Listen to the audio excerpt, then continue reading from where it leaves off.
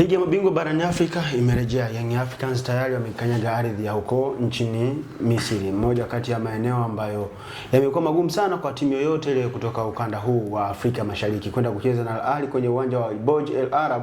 Haijawahi kuwa kazi nyepesi. Mimi ni Usama Misri Usama, niko na Leopard John na hii ni The Golden Boot. Leopard, ndio. Young Africans wameshakanyaga ardhi ya Misri.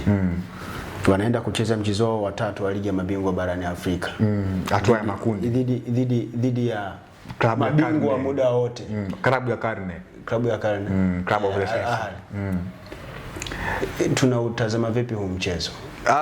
Kwanza ni wazi ni mchezo mgumu kwa Young Africans, kwa maana tumekuwa tuna kasumba ya kusema timu za kaskazini mwa Afrika always ndio wamekuwa wanapewa nafasi kubwa ya kufanya vizuri, licha ya kwamba Young Africans matokeo yake ya mwisho yalikuwa ni mazuri akiwa katika ukanda huo though alikuwa katika nchi ya Algeria, kwa maana dhidi ya JS Kabylie, na Young Africans akatoka sare ya bila kuruhusu bao kwa maana 0-0.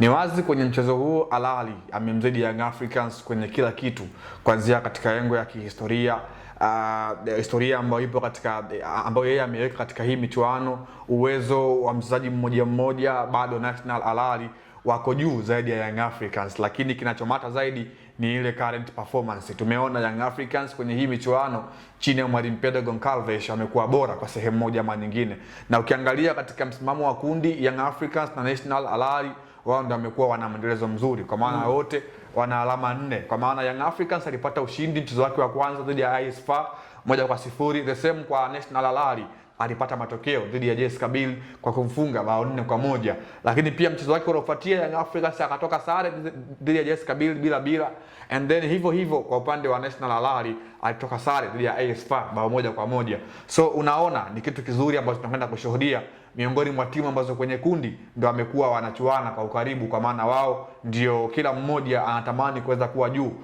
kwenye msimamo wa kundi. Wanakwenda kuangalia National Al Ahly ni miongoni mwa timu ambazo mpaka hivi sasa kwenye hii michuano ndiye wana top scorer, kwa maana mfungaji bora mpaka hivi sasa, kwa maana ya Mahamudu Hassan Trezeguet ambaye ana mabao 3.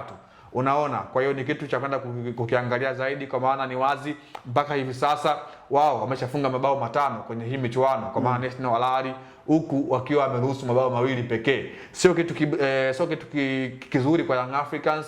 Ni takwimu ambazo zinaonesha National Al Ahly amekuwa na safu bora ya shambuliaji katika hii michuano, so Young Africans lazima wawe bora kwa sehemu moja ama nyingine. Compared Young Africans kwa siku za hivi karibuni amekuwa hana historia ya kufanya vizuri katika engo ya kumfunga National Al Ahly, kwa maana ukiangalia mechi 2 za mwisho za hivi karibuni, kwa maana katika misimu 2 nyuma wameshawahi kukutana katika hatua ya ligi ya mabingwa barani Afrika. Young Africans akiwa nyumbani alitoka sare 1-1, bao la Percy Muzitau Young Africans wakichomoa kwa Paco Mzuzwa, lakini alipokuja Cairo Young Africans akafungwa bao 1-0. So unaona Young Africans amekuwa na wastani mbovu mbele ya National Al Ahly. Lakini ukiangalia margin ya goli zile ambazo Al Ahly wanakuwa wanapata matokeo ya ushindi dhidi ya Young Africans, sio kitu ambacho unaweza ukasema ni cha kutisha sana kwa kiwango ambacho Young Africans wanaweza wakagwaya kuingia kucheza na Al Ahly. Kwanza unajua nchi za kaskazini always wao tumekuwa tunapenda kuwashuhudia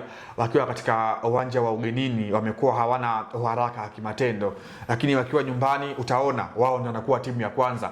Ule usharpness, hata ball boys utaona wakiwa wanachangia kwenye hiyo support, kwamba utaratibu wao dakika 20 za mwanzo au 15 lazima uwe katika wakati mgumu, kwa kwamba watakuwa wanakupelekea moto kweli kweli. Watakuwa wanakuja kwenye goli lako kweli kweli, ili bado kukupush wewe uweze kufanya makosa ambayo wao watanufaika nayo kwa kupata bao la mapema, aidha utoke kwenye mchezo kabisa uweze kupagawa, lakini pia mbinu za walimu of course. Hiyo ndio imekuwa mpango wao wa timu nyingi za Afrika ya Kaskazini. Young Africans katika mechi 2 za mwisho amepata hiyo testi, kwa maana timu zote ambazo ameshakutana nazo ni kutokea ukanda wa kaskazini mwa Afrika. AS FAR akiwa nyumbani falsafa zao ni zile zile, JS Kabylie falsafa zao ni zile zile. Compared safari hii pia National Al Ahly, though National Al Ahly yeye ni tofauti na hawa wengine katika engo moja ama nyingine, kwa maana hawa wamekuwa wanacheza professional zaidi, kwa maana ukiangalia benchi lao la ufundi Jeff Therapy Denmark, huyu kocha mkuu wa National Al Ahly ambaye amekuja kuchukua nafasi ya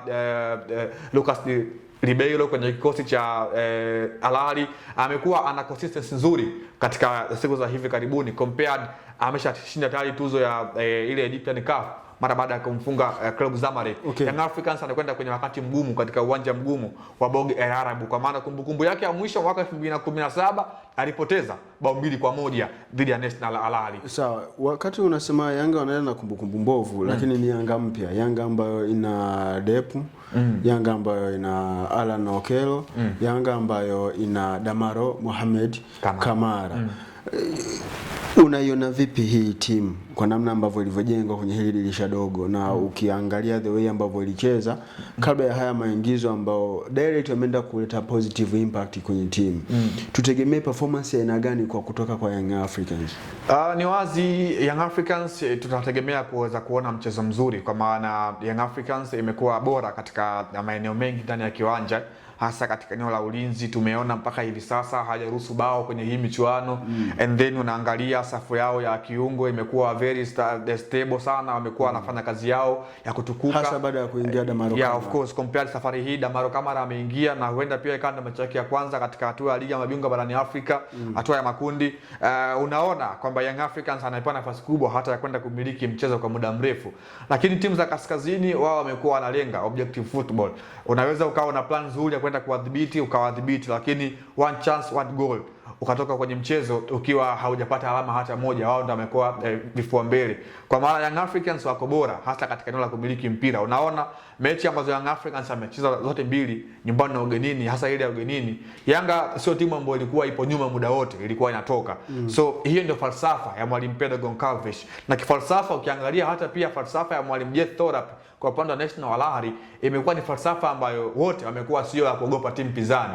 Wote wamekuwa ni timu ambazo hazikai nyuma na mpira, wote ni timu ambazo zimekuwa zinatoka. Tumeona leo hii National Al Ahly amemtambulisha kiungo mshambuliaji mpya kwa maana ya Marhani Othman kwa mkopo kutokea klabu ya Ceramica Cleopatra ya pale nchini Misri kwa mkataba wa mwaka mmoja ambao una kipengele cha kumpa miaka 3 katika msimu ukimalizika. Unaona ni sehemu ya kujenga kikosi chao kuelekea michuano ya ligi ya mabingwa barani Afrika na michuano mingine ambayo National Al Ahly amekuwa wanashiriki. Unaona pengine anaweza asiwe moja kwa moja akaingia kwenye kikosi na akawa sehemu ya mchezo wa Young Africans kwa maana Marhani Othman, lakini ni miongoni mwa sajili ambazo zimelenga kwenda kuongeza nguvu katika hilo eneo, kwa sababu tunaona Aliou Dieng alikuwa na majukumu mazito kwenye michuano ya AFCON.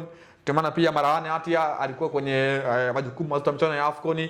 Tumeona pia kwa mtu kama vile Mohamed Ben Ramadan, though yeye amewahi kurejea kwenye kikosi, alikuwa kwenye majukumu ya AFCON. Kwa hiyo hawa wote asilimia kubwa ya players wa Al Ahly wamekuwa wana ile game time nyingi ya kutosha, kwa maana ukiangalia asilimia kubwa ya kikosi cha Misri walikuwa wanatoka katika klabu ya National Al Ahly. Kwa hiyo Young Africans ana kazi kubwa ya kufanya kuelekea mchezo wa National Al Ahly siku ya Ijumaa. Moja kati ya vitu ambavyo na kuhakikishia utaendelea kuvipata hapa ni uchambuzi kuhusiana na Al Ahly, maana kuna mtu ananundo kweli kweli. Hii ni The Golden Boot ya Annual TV. Mimi ni Musa Hamisi Musamo, ni kwa na Leopard John.